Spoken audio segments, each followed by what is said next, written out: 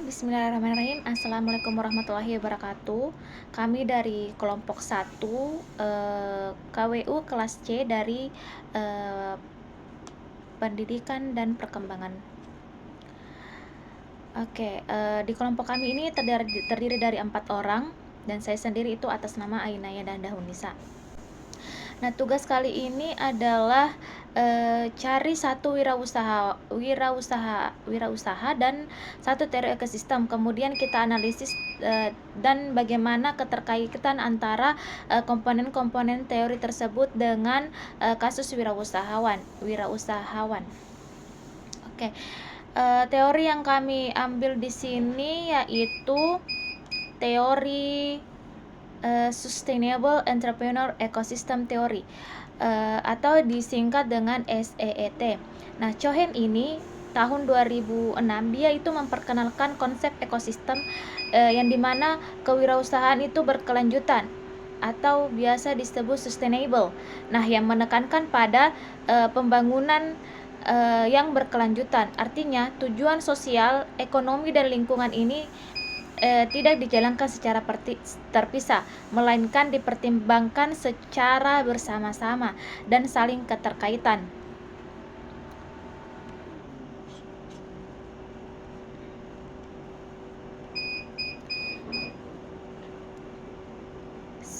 SEET ini dia itu merupakan teori yang menjelaskan bahwa kewirausahaan itu tidak hanya dipandang sebagai kegiatan ekonomi yang berorientasi keuntungan jangka pendek, tetapi juga harus dilihat sebagai bagian dari sistem yang berkelanjutan.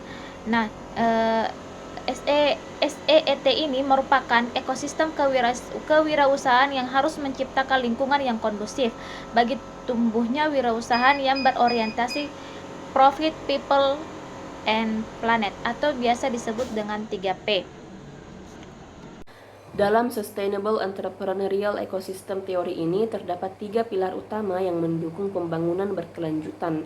Yang pertama yaitu ada pilar ekonomi. Jadi pertumbuhan ekonomi harus terus berkelanjutan tetapi tidak boleh merusak lingkungan atau merugikan masyarakat. Yang kedua ada pilar sosial. Jadi pembangunan harus memperhatikan keadilan sosial, kesejahteraan manusia dan stabilitas masyarakat. Yang ketiga ada pilar lingkungan. Pembangunan harus menjaga dan memperbaiki lingkungan agar tercapai keseimbangan ekologi sekaligus menyediakan sumber daya untuk generasi mendatang. Nah, dalam menghadapi tantangan dalam berwirausaha, pembangunan tidak bisa hanya berfokus pada aspek ekonomi saja, tapi juga harus mencakup aspek sosial dan lingkungan.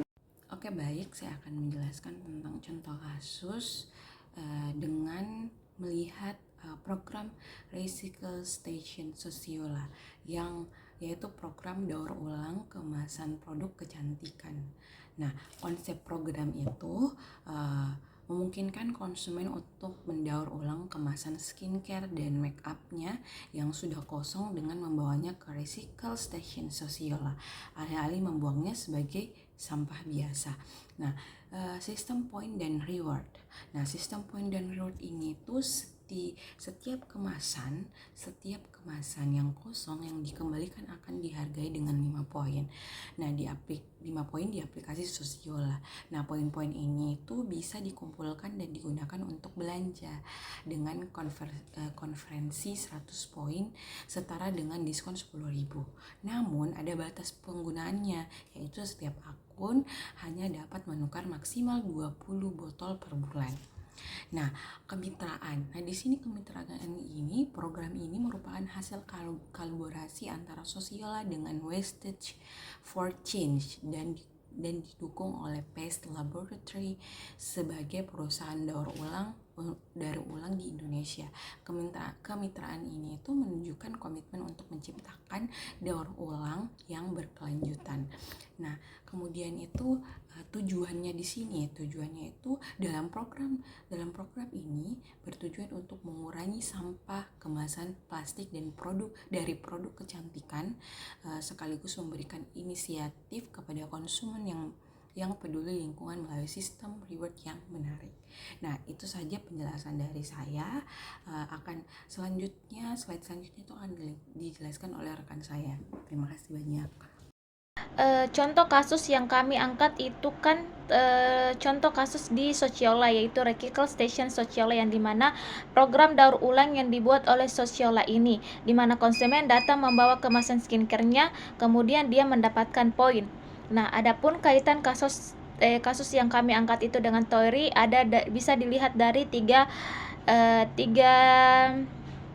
aspek. Yang pertama, ekonomi membuka peluang kerja di sektor daur ulang dan logistik seperti pengolahan limbah. Sampah yang didaur ulang ini kemudian dapat menjadi karya yang baru yang kemudian dapat dipasarkan kembali. Akhirnya kita akan mendapatkan omset. Nah, kemudian menjadi nilai tambah pada brand tersebut, sehingga dapat meningkatkan loyalitas bagi konsumennya. Yang ketiga, meningkatkan keinginan konsumen untuk berbelanja dengan adanya diskon yang didapatkan. Nah, dari segi sosial ini itu bisa mengajak anak muda, terutama bagi perempuan-perempuan yang menggunakan skincare untuk gerakan sustainable. Yang kedua itu menciptakan partisipasi aktif pelanggan dengan membawa botol bekas itu, bekas dari skincare-nya. Terus yang ketiga itu adanya edukasi konsumen bahwa beauty industri juga harus bertanggung jawab terhadap limbahnya, bukan hanya tahu pakai saja, tetapi juga tahu bagaimana caranya bertanggung jawab atas tempat-tempat atau produk bekas produk yang sudah digunakan.